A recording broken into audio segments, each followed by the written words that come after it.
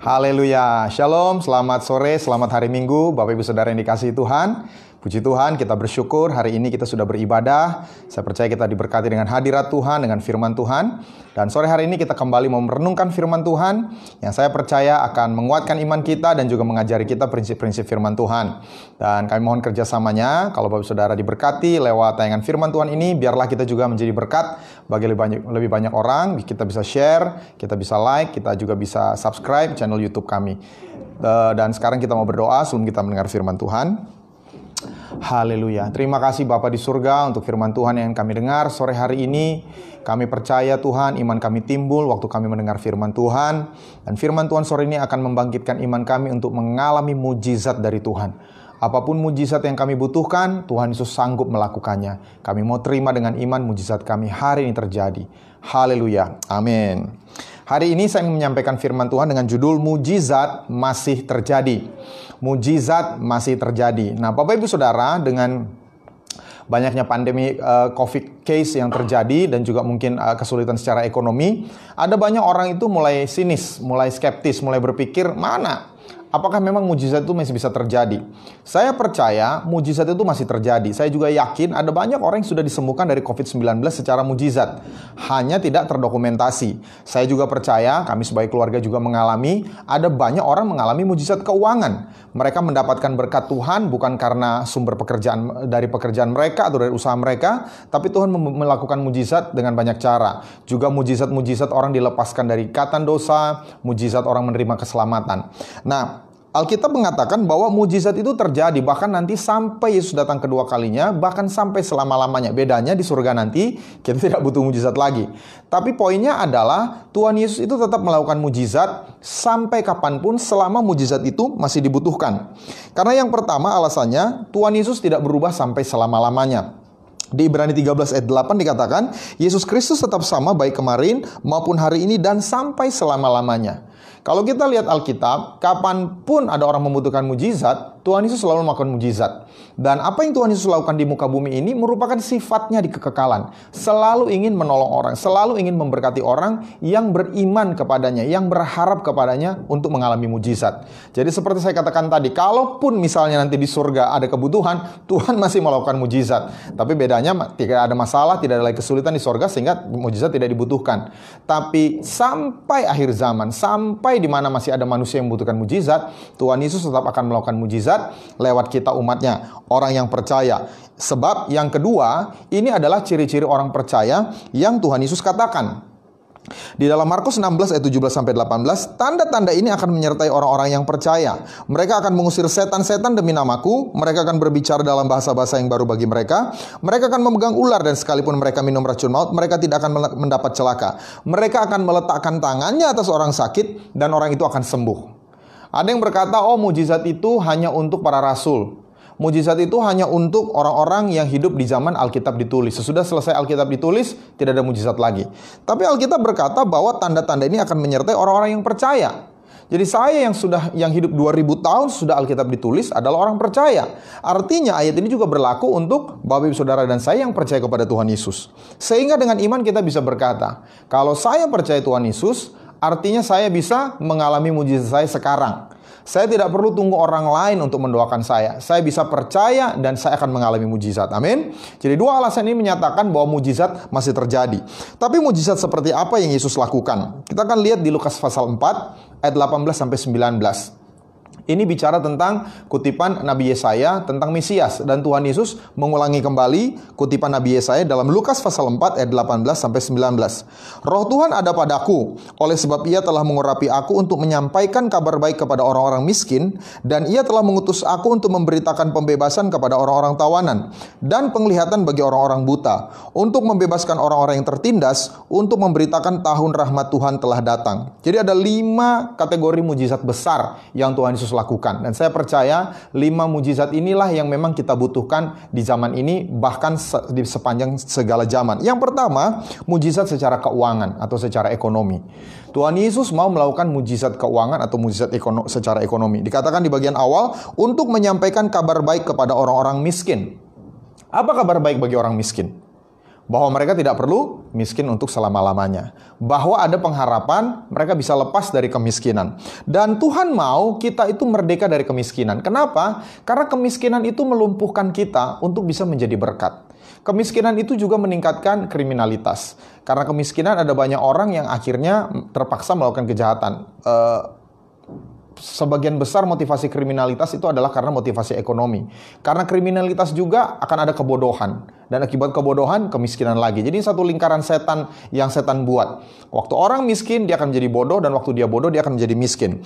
Itu sebabnya Tuhan Yesus selalu membuat mujizat yang memberikan nilai tambahan ekonomi. Maksud saya seperti ini, kalau Bapak Saudara kita baca di Alkitab, semua yang mujizat yang Tuhan Yesus buat, itu ada nilai tambah ekonominya. Contoh, Tuhan Yesus pernah memberi makan 5.000 orang laki-laki. Menurut para ahli, kurang lebih dengan wanita dan anak-anak ada 20.000 orang. Dan modalnya cuma 5 roti dan 2 ikan. Kita bayangkan zaman sekarang, 5 roti dan 2 ikan itu paling banyak sekitar Rp50.000. Bisa memberi makan kurang lebih 20.000 orang. Kalau satu orang makan satu paket makanan itu 15.000, artinya itu sudah 300 juta rupiah dari modal 50.000. Jadi waktu Yesus satu kali melakukan mujizat, ada multiplikasi 60.000 kali lipat. Ada pelipat gandaan modal 60.000 kali lipat. Itu jauh lebih besar daripada institusi keuangan manapun bisa tawarkan. Belum lagi mujizat kesembuhan. Orang buta bisa melihat. Bayangkan betapa besar biaya operasi. Itu juga kalau berhasil. Untuk membuat seseorang yang buta bisa melihat. Orang lumpuh bisa berjalan. Berapa harga sepasang kaki? Orang mati bisa dibangkitkan. Berapa harga sebuah nyawa? Orang rela bayar apa saja untuk menyelamatkan nyawa. Jadi sebetulnya mujizat yang Yesus lakukan itu bukan hanya menyembuhkan orang tersebut, tetapi memulihkan ekonominya. Waktu seorang pengemis, dia buta, Tuhan Yesus sembuhkan, dia tidak perlu menjadi pengemis lagi. Dan Tuhan Yesus tidak berubah dulu, sekarang, sampai selama-lamanya. Itu sebabnya kita harus percaya, kalau kita sungguh-sungguh melaksanakan ajaran Tuhan Yesus, maka kita tidak perlu miskin seterusnya. Ada satu statistik menyebutkan, hampir semua negara maju ekonominya saat ini di dunia, itu diawali negaranya dengan ajaran Tuhan Yesus. Mereka menerapkan prinsip-prinsip kebenaran Tuhan Yesus dalam firman Tuhan, yang mereka terapkan dalam ekonomi mereka, politik mereka, pendidikan mereka, sehingga mereka menjadi negara yang kuat. Seperti Amerika Serikat. Kita tahu semua founding father Amerika Serikat itu orang-orang yang sungguh-sungguh rohani, sungguh-sungguh takut akan Tuhan. Eropa Barat, Australia, negara Asia, Korea Selatan. Jadi hampir sebagian besar negara G20 itu adalah negara-negara yang dibangun awalnya pada dasar kekristenan, ajaran Tuhan Yesus. Itu sebabnya kalau kita mau berubah secara ekonomi, lakukan apa yang Yesus ajarkan. Di 2 Korintus 8 ayat 9 dikatakan, karena kamu telah mengenal kasih karunia Tuhan kita Yesus Kristus, bahwa Ia yang oleh karena kamu menjadi miskin sekalipun Ia kaya, supaya kamu kaya oleh karena kemiskinannya. Jadi Alkitab dengan jelas berkata, Yesus itu jadi miskin. Waktu di kayu salib, dia rampas semua hartanya. Bahkan pakaiannya dilucuti. Dia tidak punya harta apapun. Tujuannya apa? Supaya kita bisa menjadi kaya. Dan tujuan kita menjadi kaya bukan supaya kita banggakan atau kita banding-bandingkan dengan orang lain. Tapi waktu kita punya penghasilan lebih, waktu kita punya kekayaan lebih, kita bisa memberkati orang lain. Saya pernah dengar sebuah kisah nyata tentang seorang anak muda yang lahir di keluarga yang sangat miskin. Anak muda ini berasal dari Inggris. Di usia 16 tahun terpaksa harus meninggalkan rumahnya karena ayahnya tidak sanggup lagi memberi dia makan. Kemudian dia hidup di jalanan. Di usia 19 tahun dia berusaha membuka sebuah bisnis kecil. Tapi tidak berapa lama kemudian bisnisnya bangkrut. Di usia 19 tahun dia pergi merantau di New York. Sampai di New York, dia bekerja, tapi kemudian dia gagal lagi. Suatu hari, dia bertemu dengan seorang kapten kapal yang mengajari dia untuk sungguh-sungguh mencari Tuhan. Singkat cerita, dia buka hatinya, dia terima Tuhan Yesus, dan dia dinasihati oleh kapten kapal ini. Kamu bekerja dengan jujur. Kamu beri kepada Tuhan apa yang menjadi haknya. Kamu sungguh-sungguh ikut Tuhan.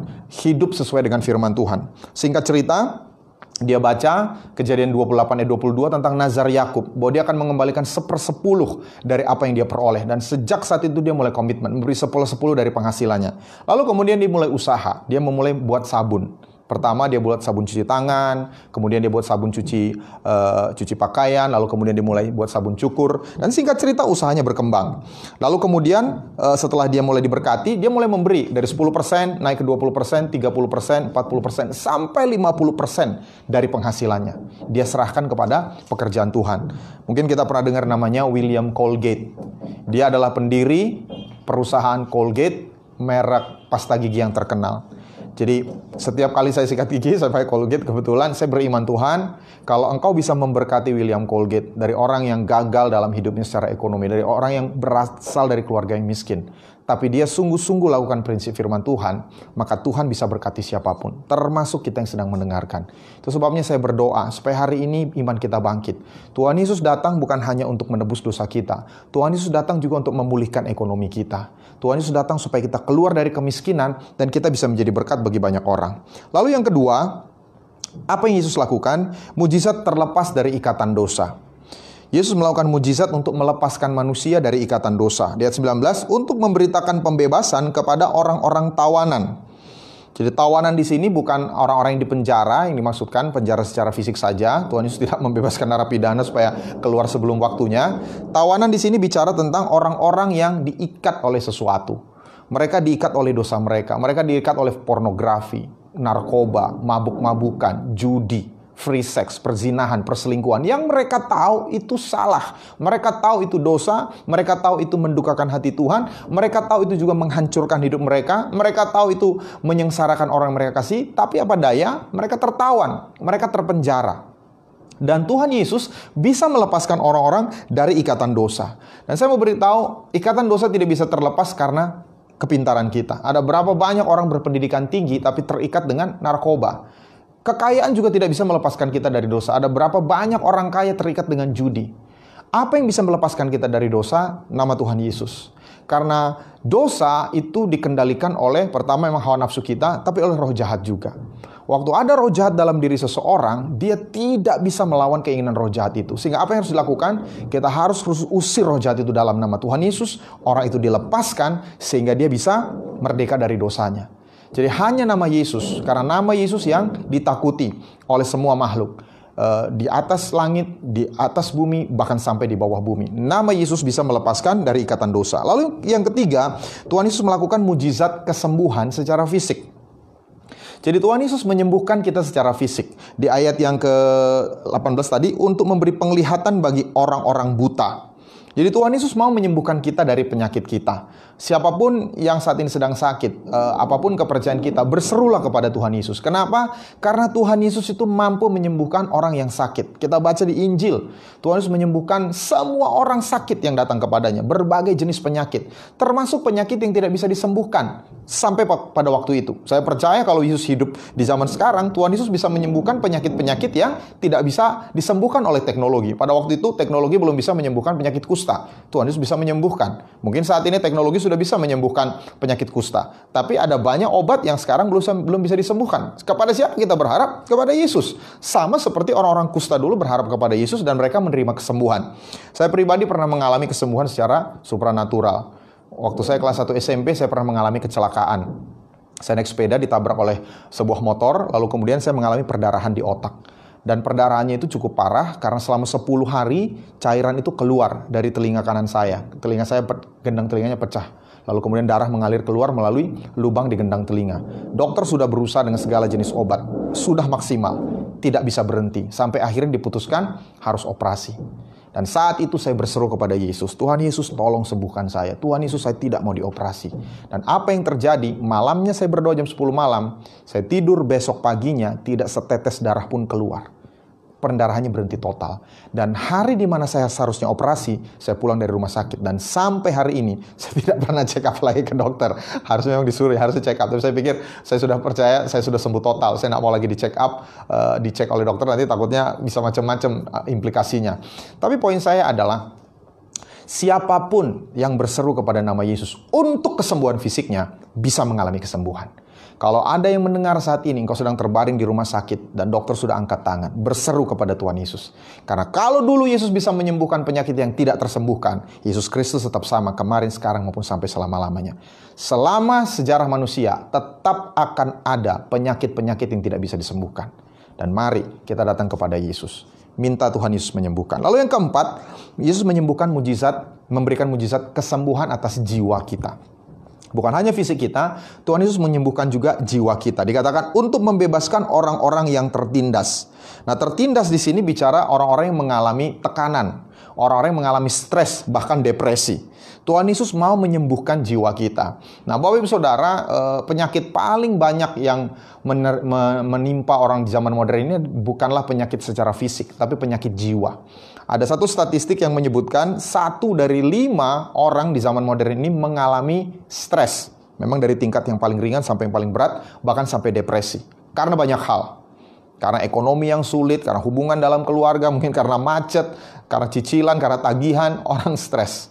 Dan kalau orang stres ditanya apa yang mereka inginkan, mereka tidak inginkan kekayaan lebih banyak. Banyak orang yang punya banyak uang juga stres. Atau saya ingin terkenal, saya ingin lebih populer, bukan. Yang mereka inginkan adalah ketenangan, kebahagiaan. Dan Tuhan Yesus tawarkan di Matius 11 ayat 28, Tuhan Yesus berkata, "Marilah kepadaku semua yang letih lesu dan berbeban berat, aku akan memberi kelegaan kepadamu." Ada kelegaan yang kita terima dari Tuhan, melepaskan kita dari semua tekanan dalam jiwa kita. Saya pernah kenal seorang anak muda. Anak muda ini lahir di keluarga yang ayahnya sangat abusive, sangat melecehkan, suka memukul. Waktu anak ini usia 5 tahun, dia dilecehkan oleh tetangganya, seorang pria yang berusia 40 tahun. Dan selama bertahun-tahun kejadian ini berulang kali terjadi, dia tidak berani menceritakan ke ayahnya. Akhirnya anak ini cukup berani mengumpulkan keberaniannya dan dia cerita kepada ayahnya, "Papa, om sebelah itu melecehkan saya." Bukannya papanya menghibur dia apa yang dilakukan, papanya justru malu sekali. "Kamu anak bikin malu." Anak ini kemudian diikat dalam karung lalu dipukuli seperti seekor anjing. Sejak saat itu dia sangat terluka, dia sangat benci kepada ayahnya, tapi juga kepada pria-pria dan wanita-wanita yang lebih tua dari dia. Karena dia berpikir tidak ada yang pernah melindungi dia. Dia sangat benci kepada ayahnya sampai waktu ayahnya meninggal, dia tidak mau mengunjungi ayahnya di rumah sakit. Dan waktu di pemakaman, dia bahkan tidak mau meneteskan air mata. Tapi sesudah pemakaman berakhir, dia mulai stres, dia mulai depresi, dia mulai ingin bunuh diri. Dan waktu dia ingin bunuh diri, puji Tuhan ada seorang teman yang mengajak dia ke gereja. Di gereja, dia mengalami jamahan Tuhan, dia dilepaskan dari kepahitan, kebencian, roh jahat, kebencian keluar dari dalam diri dia. Nah, apa yang terjadi? Sesudah dia terima Tuhan Yesus, dia ikut sekolah Alkitab. Dan hari ini, dia dipakai Tuhan melayani kaum lansia. Bapak-bapak dan ibu-ibu lanjut usia. Dan ini luar biasa. Justru orang yang dulu benci kepada orang-orang tua, sekarang dipakai Tuhan untuk merawat banyak orang tua. Kenapa? Karena Tuhan Yesus sembuhkan kebenciannya. Tuhan Yesus sembuhkan depresi, stresnya, bahkan perasaan ingin bunuh diri. Kalau ada di antara bapak saudara yang sekarang sedang berpikir mau bunuh diri, jangan. Pertama, karena orang bunuh diri itu pasti masuk neraka. Karena saudara membunuh dan tidak sempat bertobat. Tapi yang kedua, ada solusi untuk masalahmu. Tuhan Yesus bisa menyembuhkan depresimu, stresmu, dan Tuhan Yesus bisa memulihkan apapun yang menjadi kesulitan dalam hidupmu. Jangan pernah ambil solusi permanen untuk masalah yang temporer. Bunuh diri itu solusi permanen. Saudara nggak bisa rewind, saudara nggak bisa kembali lagi. Itu sebabnya jangan pernah berpikir untuk ambil tindakan bunuh diri. Karena Tuhan Yesus bisa menyembuhkan kesehatan jiwa kita. Lalu yang kelima, yang terakhir menurut saya ini yang paling penting. Mujizat keselamatan. Tuhan Yesus mau memberikan mujizat keselamatan yang dia lakukan untuk memberitakan tahun rahmat Tuhan telah datang. Kenapa saya katakan ini mujizat terbesar? Karena kalau kita disembuhkan secara fisik, suatu saat kita akan meninggal lagi. Meninggal dan kita tidak tahu kemana kita pergi setelah kita meninggal. Mujizat keuangan bukan mujizat terbesar. Karena kalaupun kita diberkati, suatu saat kita akan dipanggil Tuhan. Termasuk mujizat-mujizat yang lainnya. Tapi mujizat keselamatan, ini bicara tentang rahmat Tuhan. Bahwa kita hanya bisa diselamatkan karena rahmat Tuhan, karena kasih karunia Tuhan. Manusia selalu berusaha untuk memperoleh keselamatannya. Dengan cara apa? Dengan cara berbuat baik. Dengan cara apa? Melaksanakan keyakinan agamanya sebaik mungkin. Dengan cara apa? Bahkan mungkin menyiksa diri. Dia berpikir kalau saya menyiksa diri saya akan menjadi saleh, lalu saya layak masuk surga. Tidak mungkin. Kenapa? Karena surga itu tempat yang sangat kudus. Tidak ada manusia yang bisa masuk sesaleh apapun dia. Cara satu-satunya adalah waktu kita diampuni. Kita cuma minta ampun, kita rendahkan hati kita berkata kami tidak sanggup membayar dosa-dosa kami. Maka rahmat Tuhan akan datang. Tuhan memberikan rahmatnya kenapa? Karena Tuhan Yesus mati di kayu salib menggantikan kita. Kita yang harusnya membayar dosa kita. Tapi kita tidak bisa membayar. Kenapa? Karena kita orang berdosa. Bagaimana mungkin saya bisa membersihkan piring dengan kain kotor? Apa yang saya lakukan, saya akan buat piring itu makin kotor. Apa yang harus dilakukan? Harus ada kain yang bersih untuk bisa mencuci piring, membersihkan piring. Dan tidak ada kain yang bersih di dunia ini. Semua kita sudah dikotori oleh dosa. Tapi rahmat Tuhan, karena Yesus adalah Tuhan yang menjadi manusia. Dia mati di kayu salib, dia bayar dosa kita. Sehingga kita bisa dapat keselamatan. Itu sebabnya di Kisah Rasul 4 ayat 12 dikatakan, dan keselamatan tidak ada di dalam siapapun juga selain di dalam Dia. Ini bicara tentang Yesus. Sebab di bawah kolong langit ini tidak ada nama lain yang diberikan kepada manusia yang olehnya kita dapat diselamatkan. Jadi kitab suci berkata hanya nama Tuhan Yesus yang bisa menyelamatkan manusia. Itu sebabnya mujizat itu masih terjadi sampai hari ini. Kenapa? Karena tiap hari ada bilangan orang-orang yang diselamatkan yang Tuhan tambahkan. Sampai nanti Yesus datang kedua kalinya akan ada orang-orang yang diselamatkan. Dan saya berdoa, Bapak Ibu Saudara yang menyaksikan termasuk dalam bilangan orang yang diselamatkan. Jadi hari ini kita mau berdoa untuk 5 jenis mujizat ini. Pertama, mujizat keuangan secara ekonomi. Kedua, mujizat kelepasan dari ikatan dosa. Kalau ada yang masih terikat dengan dosa, iblis mengikat engkau, sehingga engkau tidak bisa menolak dosa, selalu jatuh dalam dosa yang sama. Tuhan Yesus bisa melepaskan engkau. Lalu yang ketiga, kesembuhan secara fisik. Kalau ada yang sakit dalam tubuh kita, kita berdoa, kita minta kesembuhan dari Tuhan. Yang keempat, kesembuhan secara jiwa. Tuhan Yesus akan berikan kelegaan, supaya tidak ada lagi pikiran bunuh diri, pikiran stres, pikiran depresi. Dan yang terakhir, mujizat keselamatan. Kalau ada di antara kita yang membutuhkannya, mari kita pejamkan mata kita. Kita mau datang kepada Tuhan Yesus. Tuhan Yesus ada dimanapun Bapak Ibu Saudara berada. Berapa banyak yang pertama, saya mau balik dari yang nomor 5. Berkata, saya butuh kepastian keselamatan. Saya tidak yakin bahwa saya kalau meninggal akan masuk surga. Tapi hari ini saya dengar firman Tuhan bahwa tahun rahmat Tuhan telah datang. Waktu Tuhan Yesus datang ke bumi, artinya rahmat Tuhan telah datang. Anugerahnya telah datang. Ada jalan keselamatan. Tanpa perlu kita lakukan apa-apa selain meminta kepada Dia untuk menyelamatkan kita. Kalau engkau orangnya, engkau bisa angkat tangan dimanapun kau berada. Katakan, Tuhan Yesus, aku mau engkau selamatkan aku. Saudara yang sudah mengangkat tangan, engkau yang mau terima Tuhan Yesus, mau terima jaminan keselamatan, ikuti doa saya. Katakan, Tuhan Yesus, sore hari ini aku mengundang engkau masuk dalam hatiku sebagai Tuhan dan Juru Selamatku. Ampunilah semua dosaku. Sucikanlah hatiku. Jadikanlah aku anakmu. Aku berjanji akan setia mengikuti engkau seumur hidupku. Terima kasih Tuhan Yesus. Izinkan saya berdoa untuk Bapak Saudara. Tuhan Yesus, mereka sudah mengangkat tangan mereka berdoa, menerima engkau. Kau masuk dalam hati mereka. Kau yang memberikan tempat bagi mereka di sorga. Sehingga keselamatan kami bukan mudah-mudahan, tetapi ya dan amin. Karena sekarang kami sudah didudukkan bersama-sama dengan Kristus di sorga. Berikutnya, berapa banyak Bapak Saudara yang membutuhkan mujizat yang lain. Kau membutuhkan mujizat keuangan. Kau membutuhkan terobosan dalam keuangan. Ada banyak cicilan, tagihan, ada banyak kebutuhan hidup yang perlu dicukupkan. Tapi juga engkau mau memberi kepada orang lain. Mari angkat tanganmu. Juga kalau ada yang mengalami masalah dengan depresi, dengan stres, kau punya keinginan bunuh diri, angkat tanganmu kepada Tuhan. Minta mujizat dari Tuhan. Mungkin ada juga yang punya masalah secara keterikatan dosa. Saudara tidak bisa lepas dari dosa tertentu. Saudara menyesal, tapi saudara lakukan lagi. Saudara menyesal lagi, menangis, tapi saudara lakukan lagi. Angkat tanganmu kepada Tuhan. Bapa di sorga, kami bersyukur sore hari ini kami punya nama Yesus. Hamba mau berdoa Tuhan, mujizat keuangan terjadi kepada mereka yang membutuhkan. Saat kami setia memberikan perpuluhan, mengembalikan milik Tuhan. Saat kami bekerja dengan jujur, dengan rajin, maka Tuhan akan memberkati kami berkelimpahan. Ada banyak sumber yang Tuhan akan bukakan, memberkati hidup kami. Hamba mau juga berdoa, yang sakit dalam nama Tuhan sembuh. Termasuk sakit-sakit yang tidak ada obatnya. Sakit karena virus COVID-19. Dalam nama Yesus sembuh sekarang. Hamba mau juga berdoa untuk sakit kanker. Kami berdoa untuk sakit-sakit terminal ill yang tidak ada lagi obatnya. HIV AIDS. Dalam nama Tuhan Yesus sembuh. Terima kasih Bapa. Kami juga terima kesembuhan secara mental. Tidak ada depresi. Mari angkat tangan kita. Terima kelegaan yang dari Tuhan. Terima damai sejahtera yang dari Tuhan. Terima kasih Tuhan Yesus. Kami bersyukur Tuhan untuk kuasa-Mu Tuhan. Kami bersyukur bahwa Engkau tidak berubah dulu, sekarang, sampai selama-lamanya. Terima kasih untuk firman Tuhan sore hari ini. Dan kami tidak hanya mengalaminya saat ini Tuhan. Kami terus mengalaminya seumur hidup kami. Karena Tuhan Yesus tidak pernah berubah dulu, sekarang, sampai selama-lamanya. Terima kasih Bapa di surga. Di dalam nama Tuhan Yesus. Haleluya. Amin. Puji Tuhan.